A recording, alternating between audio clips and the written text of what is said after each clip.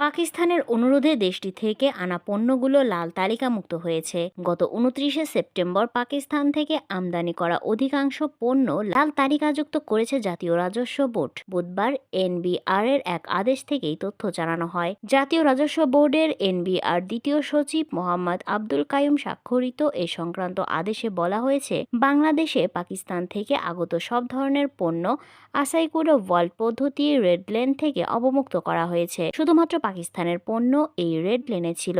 National selectivity ক্রাইটেরিয়ার পরীক্ষায় উত্তীর্ণ হওয়া পণ্যগুলোকে রেড লেন থেকে অবমুক্ত করা হয়েছে।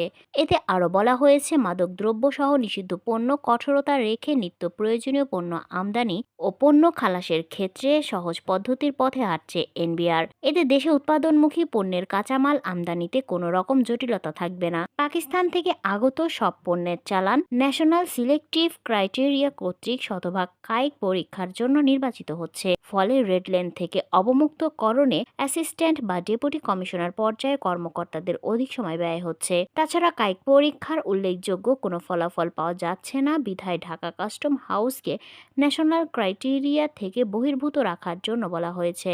এর আগে গত 10ই সেপ্টেম্বর অর্থ ও বাণিজ্য উপদেষ্টা সালেউদ্দিন আহমেদের সঙ্গে দেখা করেন বাংলাদেশে নিযুক্ত পাকিস্তানের হাই কমিশনার সৈয়দ আহমেদ মারুফ। তিনি বাংলাদেশের সঙ্গে স্তিমিত হয়ে পড়া দ্বিপক্ষীয় বাণিজ্যিক সম্পর্ক জোরালো করার আহ্বান জানান। পাকিস্তান এখন আবারও বাণিজ্য শুরু করতে আগ্রহী। প্রসঙ্গত, 2009 সালে আওয়ামী সরকার রাষ্ট্রীয় ক্ষমতায় আসার পর পাকিস্তানের সঙ্গে আমদানি রপ্তানি কার্যক্রম সীমিত করে। গত 5ই আগস্ট জনরোষে আওয়ামী লীগ সরকারের পতনের পর আবারও দেশটির সঙ্গে সম্পর্ক স্বাভাবিক হতে শুরু করে।